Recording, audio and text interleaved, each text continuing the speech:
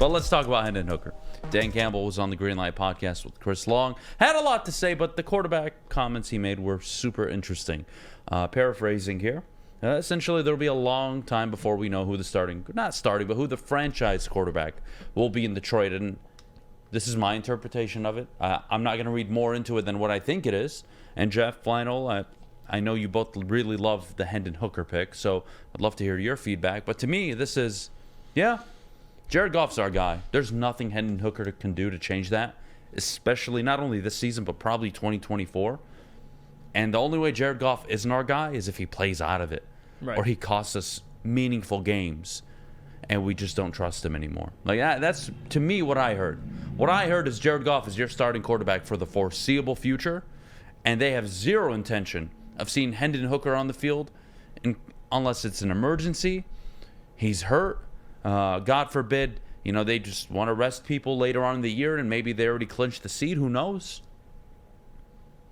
To me, Jared Goff's the guy. From what Dan Campbell said, this guy's going to redshirt year one. He's not even going to play. And year two, we'll see if he needs to come into action.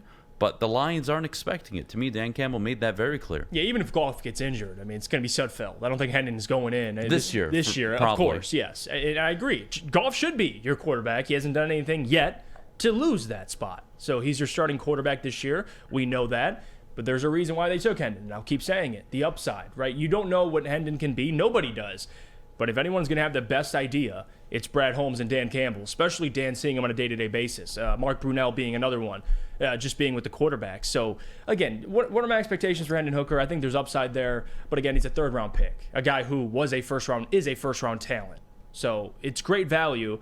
But despite whatever happens, at least you got a pretty serviceable, pretty good backup quarterback. And at the very highest, he could be a potential franchise quarterback. And Dan, when he went on Chris Long's podcast, he talked about it like, hey, we like him a lot. And the age didn't even bother him. He's 25 years old, and that was the biggest knock on Hendon Hooker. Yes, the ACL injury. But Dan's like, no, I like the maturity. I actually appreciate the maturity he comes with being 25 years old. You watch how he handled himself at Tennessee. Brad talked about it. Dan talked about it. Handled himself like a true professional.